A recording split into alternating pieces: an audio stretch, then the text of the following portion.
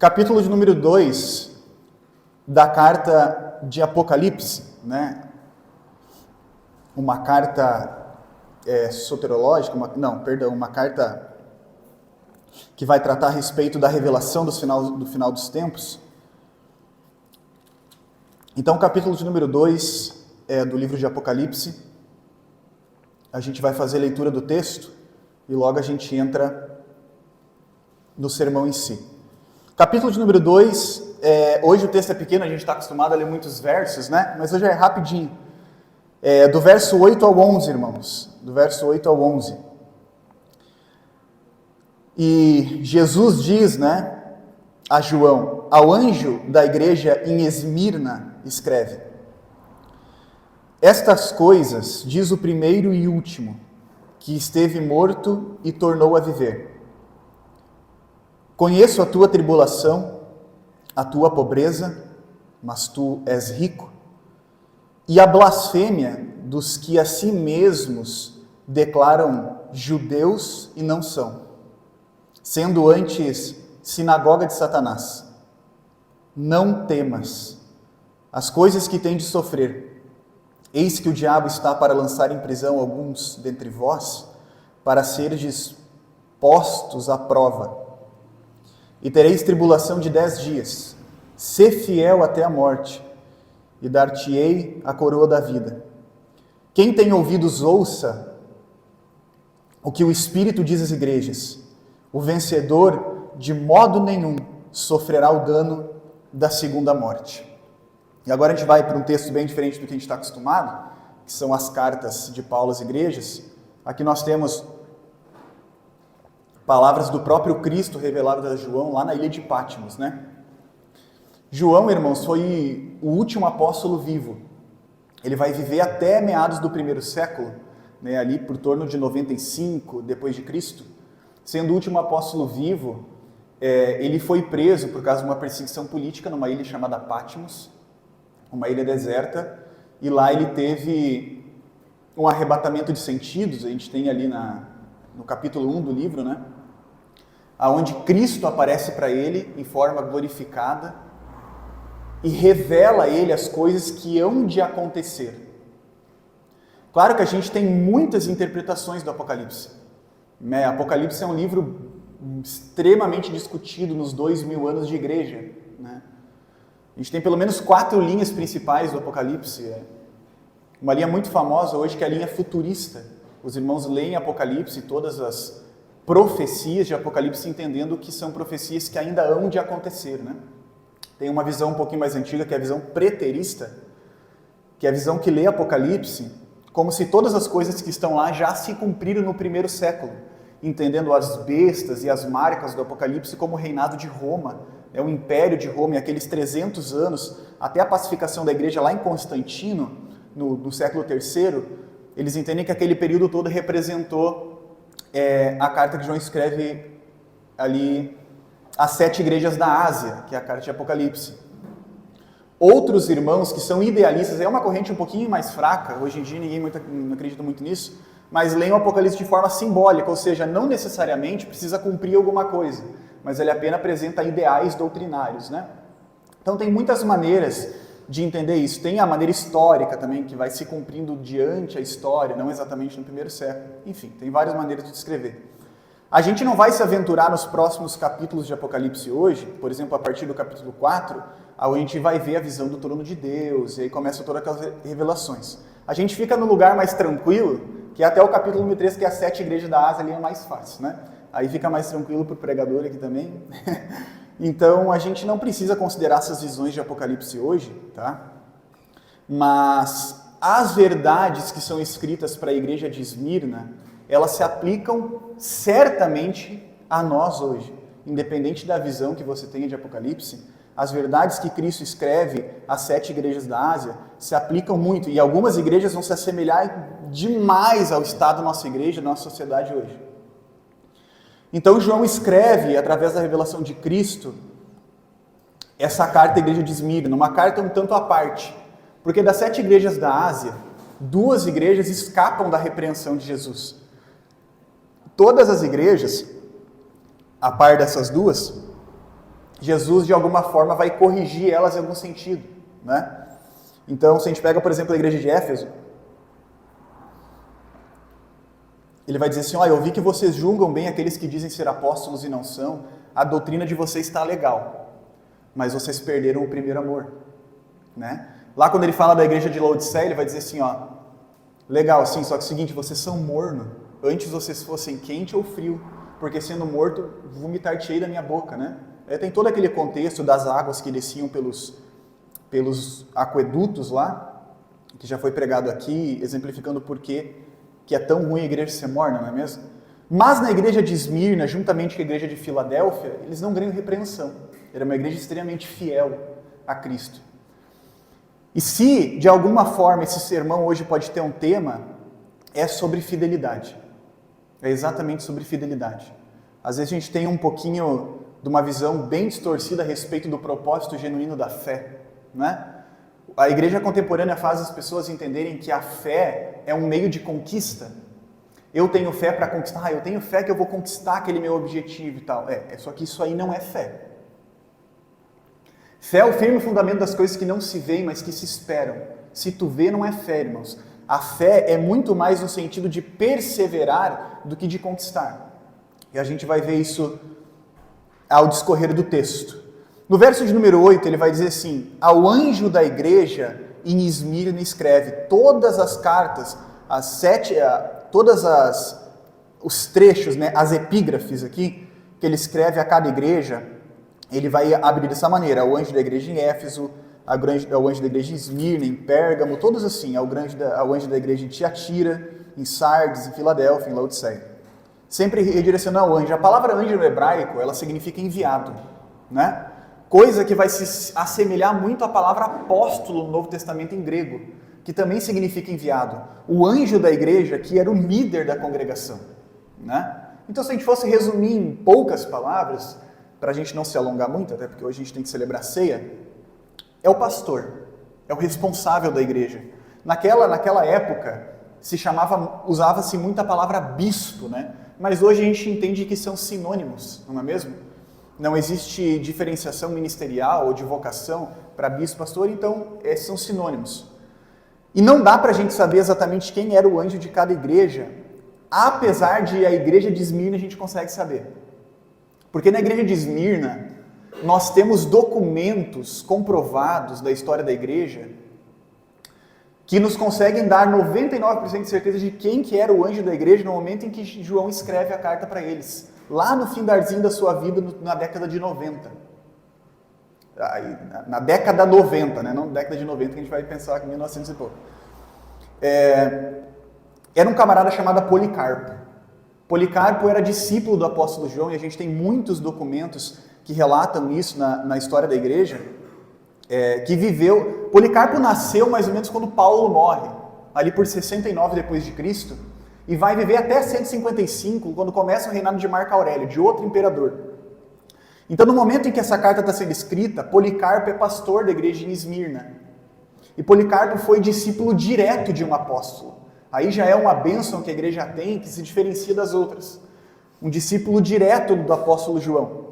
Um dos documentos que comprovam isso é os escritos de Irineu de Lyon, lá do século II também, que foi discípulo de Policarpo. Está tudo bem documentado na história, irmãos, e tem até um livro que se chama O Martírio de Policarpo, né?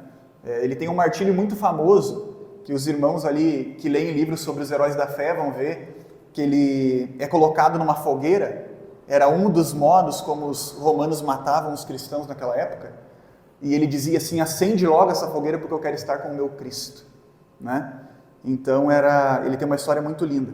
Policarpo era o anjo da igreja aqui, então, nesse sentido, e Paulo, a gente vem expondo o cargo de Paulo aqui há meses, então a gente fica com isso na cabeça. Cristo, através de João, vai se redigir a Policarpo, dizendo ao anjo da igreja em Esmirna, escreve: estas coisas diz o primeiro e o último, que esteve morto e tornou a viver.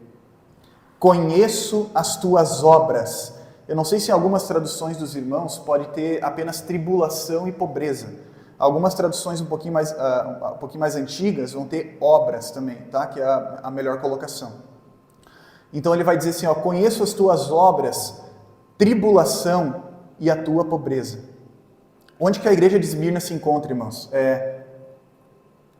A igreja de Esmirna, e a gente vai entrar no modo aula aqui um pouquinho, a igreja de Esmirna era a segunda cidade que disputava com Éfeso, a maior não, né? Disputava com Éfeso entre as maiores cidades ali do Império Romano da Ásia Menor. Então, no outro dia a gente mostrou no mapa, agora eu não trouxe, mas na parte da Ásia, Roma conquistou aquela parte, e tinha Éfeso como a principal cidade cosmopolita, uma cidade portuária, e a 51 quilômetros ao leste, tu vai encontrar Esmirna lá no mapa. Esmirna não era uma cidade tão grande quanto Éfeso, que tinha em média 250, 300 mil pessoas naquela época, mas era uma cidade de uma cultura muito forte. Muitos dos filósofos da época saíram de Esmirna, famosos filósofos. Eu nunca li eles, mas quando eu estava estudando, eu lembrei dos nomes. Filósofos muito famosos saíram da cidade de Esmirna. A cidade de Esmirna tinha um monopólio cultural naquela época, enquanto a cidade de Éfeso ia ter um monopólio econômico. Isso a gente pode dividir de alguma forma, né? Só que exatamente em questão desse monopólio cultural, de ser uma cidade também muito devota aos deuses romanos, né? Mercúrio, Júpiter, um monte de deus lá, um panteão de deuses, a igreja sofria demais, era uma igreja relativamente pequena e sofredora. Uma igreja muito sofredora. E Jesus se identifica com a igreja quando ele abre a carta, não dá para chamar de carta, um parágrafo à igreja, dizendo assim, conheço as tuas obras, eu conheço as tuas obras. E se de alguma forma a gente pode ler essa carta e já ir aplicando, ipster lipster, do jeito que a gente fala, é exatamente o que o texto quer dizer, é que Cristo conhece a vida de vocês. E isso pode ser bom ou pode ser ruim, eu não sei. O que vocês acham? Cristo, ele conhece o cristão verdadeiro, que se empenha para o reino de Deus e de forma sincera, busca em humildade fazer o melhor para os seus irmãos, crescer, reconhece os seus pecados e suas fraquezas e junto na comunidade cresce. Cristo reconhece e conhece as obras desse camarada. Por outro lado, Cristo também conhece o religioso, que vem aqui todo domingo, paga de crentão, né? E só que a vida no discorrer da semana não condiz com a confissão de fé. O moralista, o legalista que vem na igreja e fala assim, bom, eu vou vir na igreja porque eu vou botar o meu cartão de crédito no verde com Deus, entendeu? Então eu vou vir na igreja, vou cumprir aqui minha cerimônia, vou ir no culto e tal, e daí eu estou tranquilo. Quando eu chegar diante de Deus, não, olha lá, deu 200 domingos que eu fui na igreja lá durante minha vida na terra, então estou tranquilo. Não é assim. Cristo conhece as obras de cada um, e se a gente fosse voltar para as obras, a gente tem que voltar lá para o capítulo de número 5 de Gálatas, que ele vai falar o que realmente é o fruto do Espírito e as obras da carne.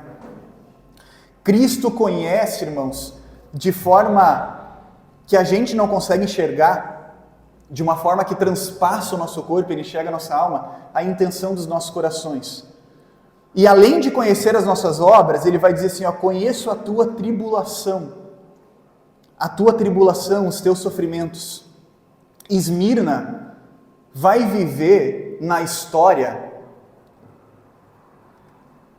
uma transição que é muito falada em muitos livros históricos, que é a transição do povo e do mundo antigo, do politeísmo para o moniteísmo.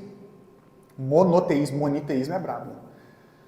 Politeísmo, irmãos, é a crença em vários deuses, monoteísmo é a crença num Deus só.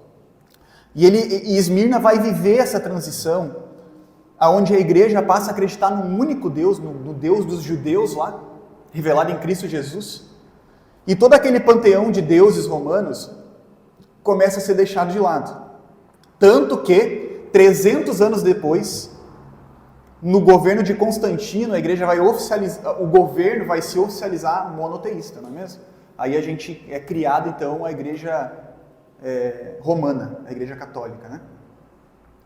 E a igreja de Esmirna começa a viver essa transição e isso gera um problema gigantesco para a igreja.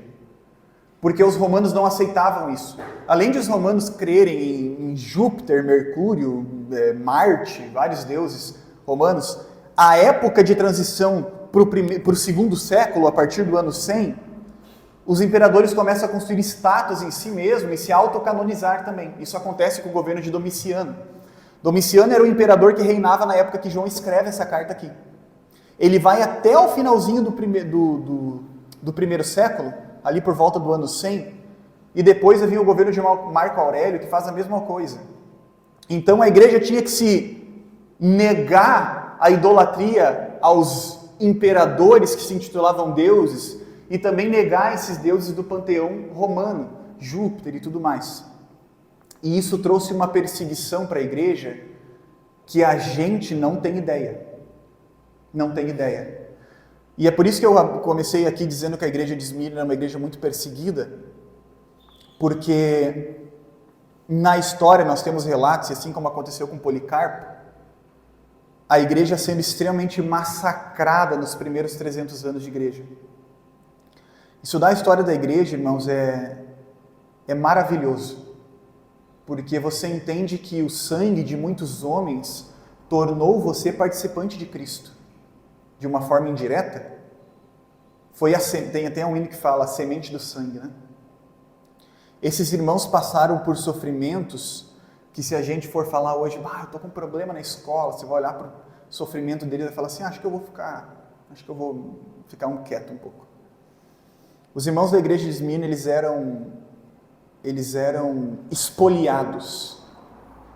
A espoliação se dava quando a pele da pessoa era tirada com ela viva. Os irmãos da igreja de Esmirna, eles passavam pelo processo que se chama arrastamento. Eles amarravam os irmãos pelos pés numa carroça e saíam com os cavalos de uma cidade a outra, né? Diz a história que quando os romanos chegavam no ponto onde queriam, não tinha mais nada lá atrás. Os irmãos sofreram muito, irmãos. Pelo nome de Cristo, a igreja foi extremamente perseguida, extremamente perseguida. E Cristo vai enviar essa carta à igreja dizendo assim, eu conheço a tua tribulação e a tua pobreza. Eu conheço. Eu sei pelo que vocês estão passando. Eu sei. Eu conheço o sofrimento que vocês que perdem os seus filhos. Eu conheço o sofrimento de vocês que são acometidos por câncer.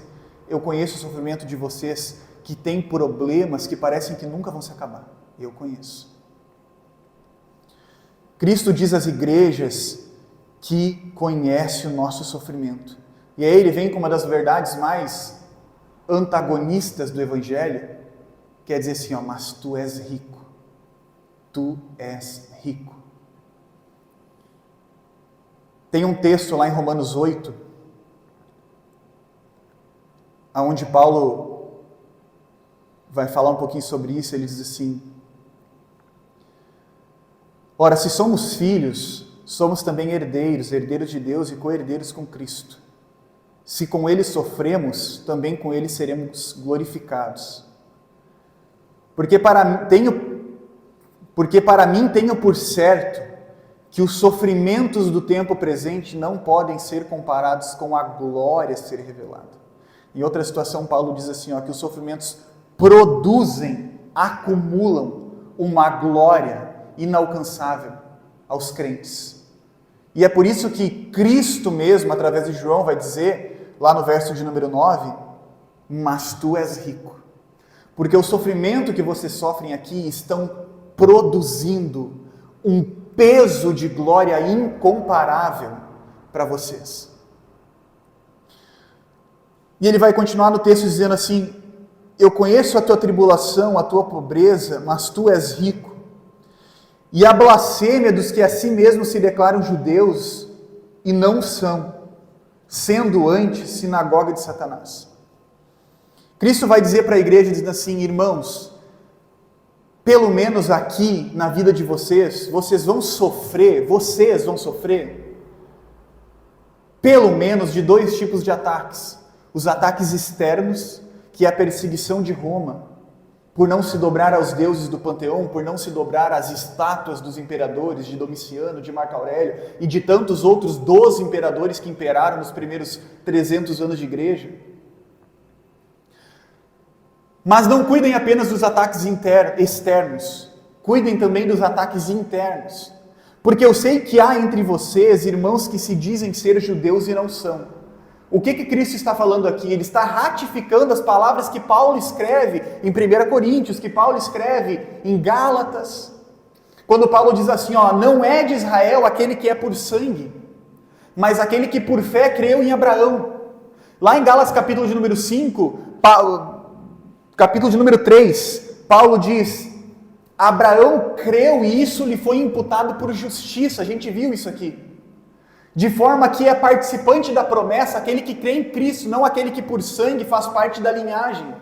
De forma que faz parte da promessa aquele que é circuncidado no coração, não aquele que é circuncidado na carne. Então, quando Cristo fala assim, aqueles que dizem ser judeus e não são, é aqueles que se intitulam crentão, mas em seu coração são sinagogas de Satanás. Veja os ataques internos também que florescem dentro da igreja. Cuidem, irmãos, cuidem dos ataques internos. Satanás não trabalha apenas de forma externa à igreja, ele vai para o meio. O livro de Atos prova isso. Porque quando a perseguição à vida de Estevão não adiantou para parar a igreja, o diabo vai lá e implanta uma mentira dentro da igreja. É a história de Ananias e Safira. Ele sempre vai atacar nessas duas direções, de forma interna e de forma externa. E Cristo fala para a igreja tomar cuidado com isso. A blasfêmia dos que dizem, se declaram judeus e não são, antes são sinagogas de Satanás. O que de fato eles são então? Sinagogas de Satanás. Agora, o que é sinagoga de Satanás? O que é sinagoga de Satanás? O que significa isso? Bom, a primeira coisa que a gente tem que entender é que Deus não criou sinagoga. Os irmãos que já fizeram uma leitura do Antigo Testamento, procurem lá. Deus criando sinagoga. Deus não criou sinagoga. Sinagoga é algo especificamente judeu, não de Deus. No Antigo Testamento, irmãos, onde foi o primeiro lugar que Deus propôs para adoração e para a habitação de sua presença? Tenda, não é mesmo? Tenda. Aí lá no deserto, no Sinai, Deus dá a Moisés todos os materiais que deveriam ser usados para fazer uma tenda, né? E é feita a tenda com todos os materiais, com todos os tecidos e tudo mais, com o bronze, com a prata. Eles vão adorando e aí Deus vai habitando nessa tenda até o período dos reis, não é mesmo? Aí Samuel vem, profetiza sobre Davi, Davi se levanta e tem o propósito no coração de construir um templo. Só que ele não consegue construir o templo, ele prepara os materiais do templo e fala assim, não, quem vai construir esse templo aqui é meu filho. Aí Salomão vem e constrói o templo, um templo, e agora Deus passa a habitar dentro do templo. Só que quando o povo judeu é levado em cativeiro para a Babilônia, um pouquinho de alguns reis depois, e passam 70 anos de escravidão na Babilônia, não foi templo, não foi sumo sacerdote, não foi nada. Lá não tinha. Na Babilônia o povo estava restrito do que hoje a gente chama na nossa Constituição de direito à livre reunião, não é mesmo? Não tinham livre reunião. E aí, num acordo com o governo babilônico, eles falaram assim, não, deixa a gente construir um lugar para a gente adorar. E lá dentro da Babilônia surge uma coisa chamada sinagoga. Uma reunião para 10. Uma reunião aqui para mais ou menos 10 pessoas. E desde a Babilônia, e desde a libertação da Babilônia, quando o povo persa vem e liberta o povo judeu da Babilônia, isso 500 anos antes de Cristo, passam-se 500 anos e lá nos evangelhos a gente encontra a sinagoga sendo a habitação dos fariseus.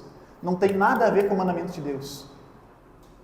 O que era feito nas sinagogas? Bom, Jesus fala sobre o que era feito nas sinagogas. Jesus fala sobre o que praticavam os habitantes das sinagogas. Vamos lá, Lucas, não precisa acompanhar comigo que eu fiz um resumo dos versos. Lucas capítulo número 11. Vocês, fariseus, que limpam o exterior do copo e do prato, porque eles limpavam para não entrar impureza no corpo, mas interiormente estão cheios de ganância e maldade. Ai de vocês, fariseus, porque dão a Deus o dízimo da hortelã, da arruda e das hortaliças e desprezam a justiça e o amor de Deus. Ai de vocês, fariseus, porque amam os lugares de honras nas sinagogas, saudações em público. Ai de vocês, porque são como túmulos que não são vistos, por quais os homens andam sem saber, ou seja, os homens aqui andam por volta de homens mortos e não sabem. Ai de vocês também, porque sobrecarregam os homens com fardos que dificilmente podem carregar, e vocês mesmos não levantam um dedo para ajudá-los. É o fardo, é o que a gente tratou aqui em cultos atrás como a canga, que os fariseus faziam, impondo aos irmãos, dizendo assim, ó, voltem para a lei, confiem em Cristo, mas guardem o sábado, confiem em Cristo, mas se circuncidem, confiem em Cristo, mas cuidem as datas, confiem em Cristo, mas vejam as cerimônias. A cruz não é suficiente para a salvação, não, você tem que fazer alguma coisa, não dá. Aí esses irmãos aí são chamados de sinagoga de Satanás por Cristo, lá no capítulo de número 2 de Apocalipse. É Cristo ratificando coisas que ele disse nos evangelhos, que Paulo disse, que Pedro disse numa carta pastoral dele. Esses são os sinagogas de Satanás, aqueles camaradas que dizem que são e não são. Esses ataques internos que a igreja também precisa cuidar e estar atenta. Cuidem, porque placa de igreja não vai salvar vocês. Ah, não, mas lá é igreja reformada, lá é tudo fiel. Cuidem, cuidem. Porque Satanás está ao derredor e ataca de todas essas formas. A igreja primitiva passou por isso, a igreja apostólica passou, a igreja dos patriarcas passou, a igreja da reforma passou, a igreja dos avivalistas na Europa passou. Todos passaram por isso. Cuidem. A mensagem de Cristo à igreja dizendo assim, ó, sê diligente, cuide e guarde a vossa fé. Ah, Douglas, mas tu falou que o sermão era sobre fidelidade. Calma que a gente vai chegar lá. Pedro, na primeira carta pastoral dele, no capítulo de número 4, verso 12 ao 16, ele vai falar assim, ó, amados, vejam bem o que Pedro escreve, não estranheis o fogo ardente que surge no meio de vós, destinado a provar-vos, como se alguma coisa extraordinária vos estivesse acontecendo. O que é fogo ardente aqui? A provação. Não estranheis se vocês passarem por provação como se fosse uma coisa extraordinária. Pelo contrário, alegrai-vos na medida em que sois coparticipantes dos sofrimentos de Cristo, para que também na revelação de sua glória vós alegreis exultando. Se pelo nome de Cristo sois injuriados, bem-aventurados sois, porque sobre vós repousa o Espírito da glória de Deus. Veja bem, não sofra porém nenhum de vós como assassino, ladrão, malfeitor ou quem se intromete nos negócios de outrem. Ou seja, eu não estou falando do sofrimento do camarada que é mau.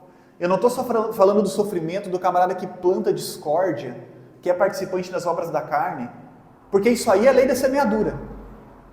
Eu estou falando daquele que sofre por Cristo. Ele termina o texto dizendo assim, ó, mas se sofrer como cristão, não se envergonhe disso, antes glorifique a Deus com esse nome.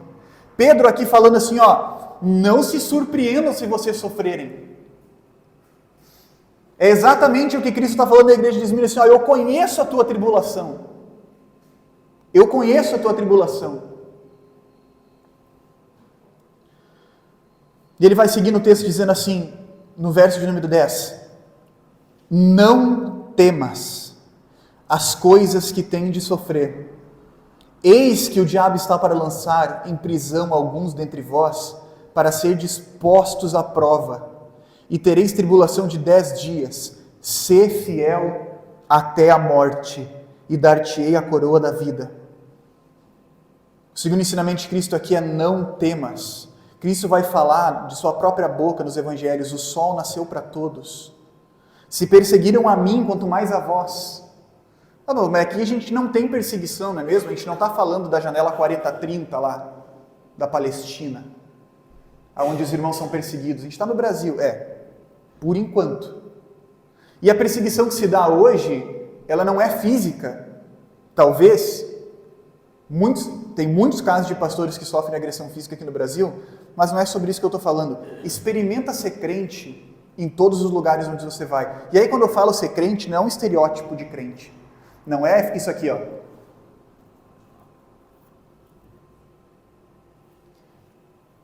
É uma coisa que o próprio John MacArthur fala. Ele diz assim, ó, se você não repreende os seus irmãos em amor e não repreende os outros, é porque você não o ama o suficiente. Então tenta ser crente lá no seu trabalho, em qualquer roda de amigos, para ver se você não vai ser linchado, expurgado. Tenta falar do amor de Cristo e da ira de Deus sobre os homens, porque o evangelho é uma moeda de dois lados, para todo mundo, para ver se essa perseguição não começa a acontecer na sua vida. E aí Cristo vem e fala assim, ó, não temas as coisas que tem de sofrer. E a gente não fala apenas das tribulações externas, irmãos. Porque eu sei que a vida do cristão, ela não é fácil. Se tem muita gente que pinta aí a vida do cristão como um mar de rosas, uma vida muito colorida, né? As cores pintadas com Faber-Castell, né? As cores fortes. Não é. Não é. Você faz a seguinte análise. Você pega a sociedade hoje, analisa ela e vê o modo de vida que Cristo propõe nas Escrituras para os seus filhos, aqueles que são enxertados. Todo aquele que crê em Cristo foi lhe dado o direito de ser chamado filho de Deus. Os seus filhos, a conduta cristã que Cristo propõe para a sua igreja e tenta encaixar uma coisa com a outra. Tenta encaixar. Não dá. Não dá para encaixar. Então, Cristo diz assim, sê fiel até o fim, e eu conheço as tuas tribulações internas. Se hoje você sofre por causa de ser cristão, aí lá no seu trabalho eles te zoam, aí você é taxado de retrógrado, antiquado, enfim, seja lá o que for. Eu também conheço as tuas lutas internas, os problemas que você tem. Eu conheço se está apertado as coisas na sua casa, eu conheço se o seu filho está doente, eu sei de tudo isso.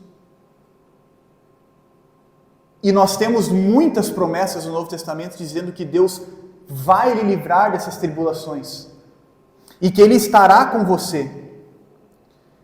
Só que aqui a proposta é um pouco diferente.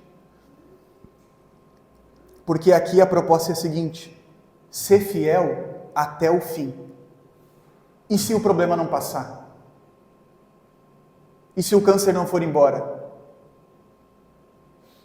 E se o filho não vier para a igreja? A fidelidade permanece? Ser fiel até a morte é o que Cristo propõe à igreja de Esmirna. Ele vai falar assim, ó, vocês vão passar por um sofrimento de 10 dias. A gente não sabe se esses 10 dias são simbólicos, são literais. A gente não tem argumentos históricos para falar a respeito disso. Só que independente, ele vai dizer assim, ó, ser fiel até a morte. Esta é a proposta final da fé. Por isso que eu disse lá no começo que a fé, ela não é usada para conquistar. A fé, ela é usada para permanecer. Permaneceis em Cristo. Que a fidelidade de vocês os leve fiéis a Cristo até a morte, independente dos ataques externos que vocês possam ter. Independente dos ataques internos que vocês possam ter nas suas vidas. As dúvidas, as incertezas, a insegurança. Ser fiel até a morte. Esta é a proposta de Cristo. Ser fiel até o fim e dar-te-ei a coroa da vida. Agora, por que a gente tem que ser fiel? Por quê? A gente vai pelo menos tentar entender aqui o porquê e o pra quê que a gente tem que ser fiel. O porquê, não ouçam as minhas palavras, vamos para o texto bíblico. Filipenses 2,5. Tende em vós o mesmo sentimento que houve em Cristo Jesus, pois ele, subsistindo em forma de Deus, não julgou como usurpação por ser igual a Deus, antes esvaziou-se de si mesmo, assumindo a forma de servo, tendo-se em semelhança de homens e reconhecido como figura humana, a si mesmo se humilhou, tornando-se obediente até a morte, e morte de cruz. Então, se vocês querem um porquê de ser fiel, aqui é porque Cristo foi. É porque Cristo foi fiel. E nele, todas as manhãs, você encontra forças para ser crente. Nele, todas as manhãs, em Cristo, na história e no sofrimento de Cristo na cruz, você encontra forças todas as manhãs para levantar e fazer o devocional. Para levantar e continuar sendo fiel a Cristo. Mas irmão Douglas, é difícil, né? A gente gasta tempo no celular, a gente tem tanta coisa para lidar, os afazeres da casa, o trabalho, mas por causa de Cristo, você encontra tempo para ser fiel. Você encontra tempo para permanecer fiel todos os dias. Todos os dias. até a morte. Essa é a proposta final da fé. Significa que eu vou viver até a morte com todos os meus problemas? Não, de forma alguma. Deus é extremamente gracioso. E se tem alguma pessoa que pode te livrar dos teus problemas, é Ele. Se tem alguma pessoa que pode te livrar dos seus problemas, é Ele. Só que a proposta final que Ele dá a nós é ser fiel até a morte. Porque quando você pega um evangelho de solução de problemas, que diz assim, ó, bom, vamos lá, vem aqui que hoje a gente tem o culto da vitória, tá? Então significa, se você está com um problema, com uma derrota na vida, você vai no culto e lá tem o culto da vitória. Aí no culto da vitória você vai receber vitória, né? Tá, e se não receber? Ah não, aí se não receber, tu vem na terça, que é o culto da libertação. Aí se você está preso a alguns problemas na vida, no culto da libertação você vai ser liberto. E se não for liberto? Agora o título do culto vai dizer para Deus o que Ele tem que fazer? Aí você cria uma fé cheia de expectativas em coisas que Deus nunca prometeu, porque a proposta final de Deus é ser fiel até o fim, independente se a vitória vir ou se a libertação vir. Independente se a cura vir, independente se o milagre vir. Tem uma música que eu e o Gia gostamos, do Jefferson Pilar, que ele fala assim, ó, e se o mar não abrir e o faraó me alcançar, eu não vou desistir. Não quero mais duvidar. E se a doença não sair? E se meu barco naufragar, e aí? Os hinos que propõem, eu estou no barco, Jesus vai me livrar da tempestade. E se não livrar? E se o gigante tu não derrubar? E se o mar fechar quando tu estiver passando? Ou não se abrir? Qual que é a proposta, o verdadeiro sentido da fé? Permanecer e não conquistar. Esse é o verdadeiro sentido da fidelidade em Cristo. Ser fiel até a morte, é o que Cristo diz à igreja. Ser fiel até a morte. E por que ser fiel? Por causa dele, porque segundo Filipenses 2,5, ele foi obediente até a morte, morte de cruz. Ele foi obediente até a morte, morte de cruz. Agora, para que ser fiel? Para que ser fiel? Bom, aí a gente tem um outro texto, que eu já li aqui anteriormente. Porque para mim tenho por certo que os sofrimentos do tempo presente não podem ser comparados à glória revelada em nós. E o próprio texto nos fala aqui, ó, ser fiel até a morte, no verso número 10, lá no finalzinho, e dar-te-ei a coroa da vida. O pra quê da fidelidade é a glória, é a vida eterna em Cristo. O pra quê da fidelidade é a vida eterna em Cristo. Porque receberemos a coroa da vida, e a coroa da vida representa reconhecimento. Porque no antigo mundo, recebia a coroa como reconhecimento de poder. Então, se o rei era rei, ele precisava ser coroado. Ele era coroado diante do povo para reconhecer que de fato ele era rei. Então, o reconhecimento da fidelidade estará na vida eterna. Aí, até antigamente eu tinha uma visão um pouco torpe, né, dos céus. Falar assim, nos céus, onde as ruas são de ouro,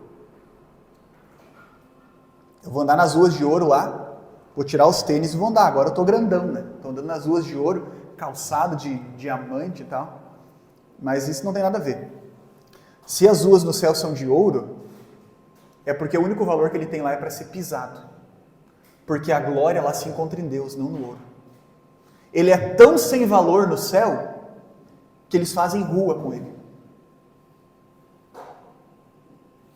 A glória lá se encontra em Cristo, e lá em Cristo, algo que é a nossa busca constante aqui, nós estaremos satisfeitos em Cristo. E a gente não consegue nem entender isso. Como é que vai ser no céu, como é que vai ser? Eu não sei, irmão, só sei que em Cristo a gente vai estar satisfeito, não vai precisar de mais nada. A glória lá vai se manter em Cristo, e não é o ambiente, o ouro e a glória do céu em si. A glória vai se encontrar em Cristo. Os apóstolos entendiam isso. Veja na igreja primitiva lá, o que eles faziam com as ofertas de prata? Lá no capítulo 2 de Atos, no capítulo 3 de Atos, eles pegavam as ofertas e depositavam aos pés dos apóstolos. Porque o lugar do dinheiro e do ouro é isso, debaixo dos nossos pés, de forma que Ele nos serve e não nós servimos o dinheiro. Aí é pano para outra manga, né? Mas esse é o sentido, habitar na glória com Cristo, isso é o pra quê da nossa fidelidade. É o pra quê da nossa fidelidade. tende em vós o mesmo sentimento que houve em Cristo. Irmãos, que a gente fique diligente ao que Cristo escreve às igrejas. E em outra oportunidade a gente já vai passar por cada igreja aqui, fazendo 7 domingos, uma para cada carta da igreja que João escreve ao Apocalipse. Mas hoje o que Cristo quer falar a cada um de vocês é exatamente isso. Ser diligente, cuide, ande de forma policiada a respeito dos ataques externos, a respeito dos ataques internos. E independente desse tumulto todo, independente se a sua vida estiver boa ou ruim, ser fiel até a morte em Cristo Jesus. Ele há de te livrar das tribulações, mas se não livrar, permaneça. Não crie uma fé superficial. Não crie uma fé que faz ele depender de se sentir bem. Eu vou no culto porque eu sinto uma coisa especial. Não, irmão, você tem que ir no culto por causa de Cristo.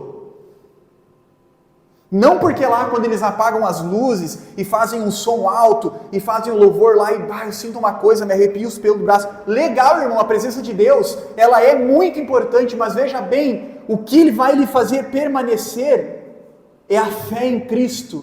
E a fidelidade em Cristo vai além das tribulações, além das promessas, além das dificuldades e além das experiências.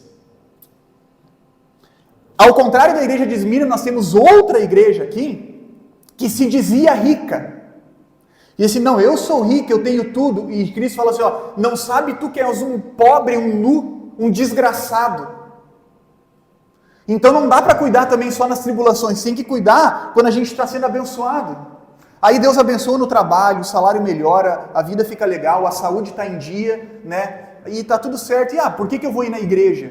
Fé desprezível, poxa vida, porque tu dizes ter tudo, mas não sabe tu que é um desgraçado, é o que Cristo fala a outra igreja.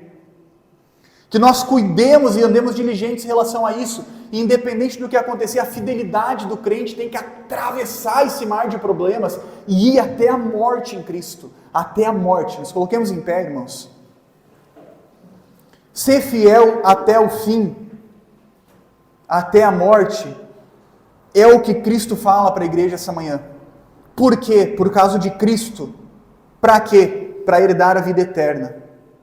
Guarde a sua fé, cuide dos ataques do diabo, tanto os externos quanto internos, e que, ainda que os problemas não se resolvam, irmãos, ainda que nada dê certo, ainda que na vossa oração você não sinta que tem alguém lá do outro lado escutando, ainda que os textos não saltem ao seu coração, permaneça fiel até o fim em Cristo Jesus.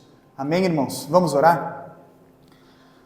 Senhor, nós te agradecemos, Pai, louvamos o Teu nome, porque essa manhã o Senhor tem nos dado um guia, Senhor, para as nossas vidas, nos trazendo e nos fazendo relembrar do verdadeiro sentido da fé, Pai.